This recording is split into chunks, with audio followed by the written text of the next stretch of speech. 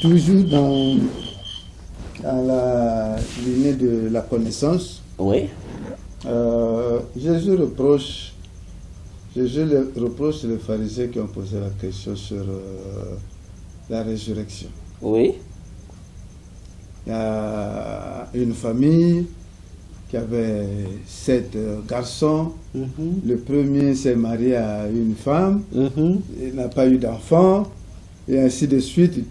Comme dans la tradition, la femme devrait rester là pour donner encore naissance afin que le défunt ait une descendance par rapport à son frère. Et tous les frères qui ont eu cette femme n'ont pas donné d'enfant. Oui. Il dit, mais finalement, toi qui parles de la résurrection, comment à la résurrection, cette femme-là reviendra à qui, puisque tous l'ont eu comme femme. Et Jésus dit, mais vous êtes dans l'erreur.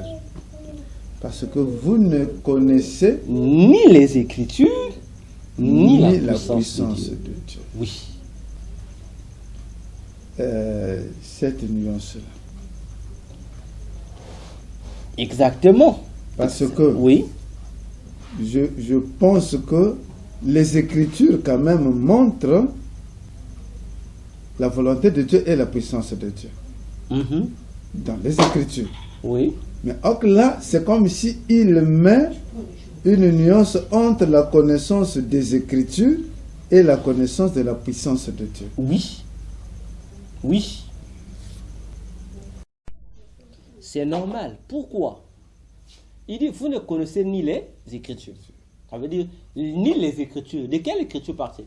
Il parle de l'Ancien Testament que eux, ils lisaient, qui étaient avec eux, parce que tous les canaux de l'Ancien Testament, de Genèse à Malachie, ont été établis, fixés, avant même que Jésus ne naisse.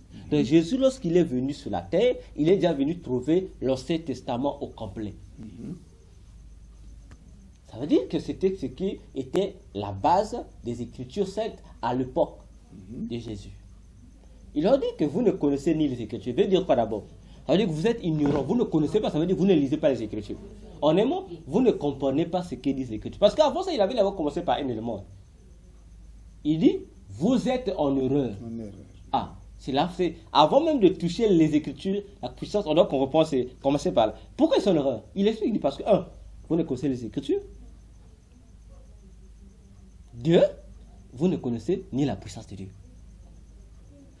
Et cela va nous amener à chercher cette réponse, le pourquoi de ces déclarations dans les intentions de ceux qui ont posé à Jésus cette question. Parce que la réponse de Jésus était quoi? Jésus aussi donne la réponse par rapport à ces deux éléments. Il dit 1.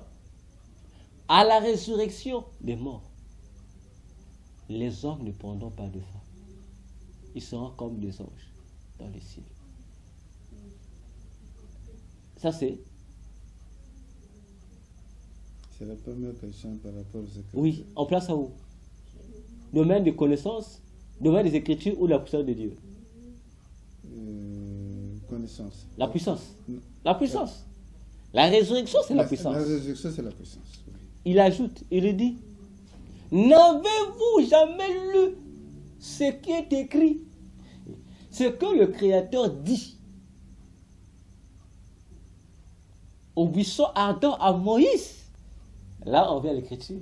Donc, il en ramène à des choses. Ça veut dire que le peuple de l'Ancien Testament, les gens de l'Ancien Testament n'avaient pas la maîtrise de la puissance de la résurrection.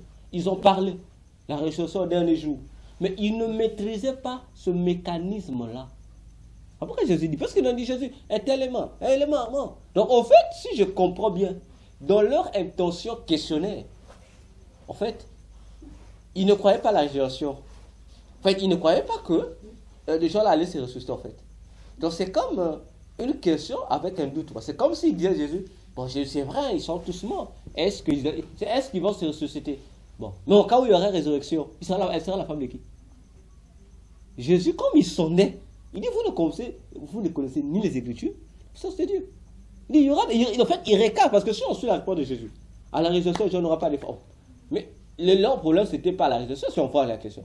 Jésus redresse d'abord pour dire, en matière de résurrection, vous ne connaissez pas la puissance de Dieu qui va déclencher ce mystère-là.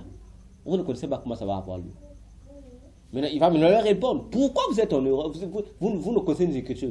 Parce que vous ne lisez pas. Il dit, oh. Mais le Créateur, lorsqu'il a dit à Moïse, je suis le Dieu d'Abraham, d'Isaac et Jacob, en parlant de ça, Dieu parlait de la résurrection.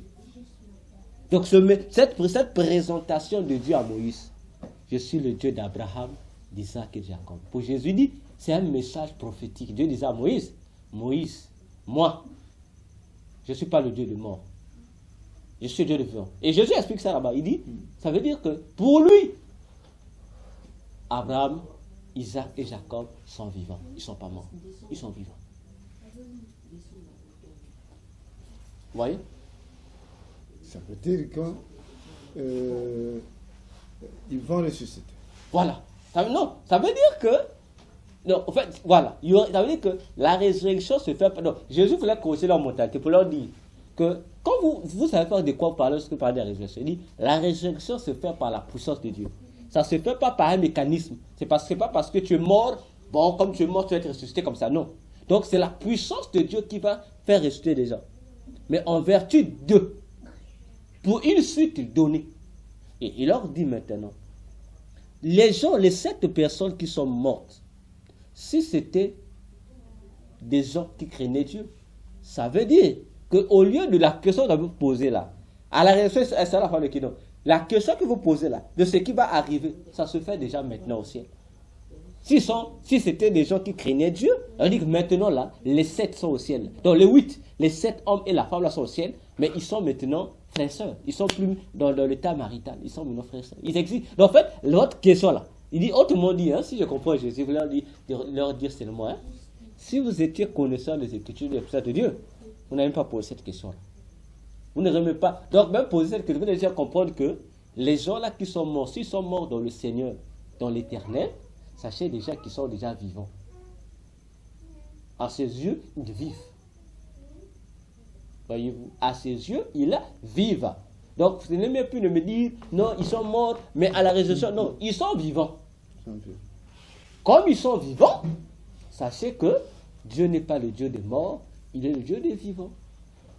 Donc, en tant que vivant, maintenant là-bas, il n'y a pas de mari et de femme. Vous saurez, ça c'était mon mari, mais là-bas, vous êtes frères et sœurs. C'est ça la réponse que Jésus leur donne. D'ailleurs, pour finir, c'est la même question que Marc posa à Jésus devant la tombe de Lazare. Oui. Il dit, Jésus, si tu étais ici, il n'allait pas mourir. Bon, je sais quand même, au dernier jour, tu le ressusciterais. Oh, Jésus dit, Marc, n'ai-je pas dit que si tu crois, tu verras la gloire? Il dit, je suis la résurrection et la vie. Jean 11, 25. Il dit, oh Marc, lorsque moi je te parle de résurrection, je ne parle pas de la résurrection dont toi tu amènes là. Ça montre aussi que Marc n'avait pas la maîtrise des Écritures et ni la puissance de Dieu. Parce que si Marc lisait les Écritures, elle allait comprendre que Jésus a dit que notre ami va ressusciter. Jésus n'a pas dit, il sera, mais il va ressusciter. Un futur proche et non un futur éloigné. Et il comprenait, ah oui, c'est lui qui parle, c'est qui? C'est la puissance de Dieu. Mais Marc ramène ça à un futur lointain. Je sais qu'au dernier jour, il dit non, je suis là. Il dit, bon, comme tu ne comprends pas, je vais le dire ouvertement. Il dit, Marc, tu ne sais pas que moi qui te parle, je suis la résurrection et la vie. Voyez-vous? Donc voilà pour répondre à cette question.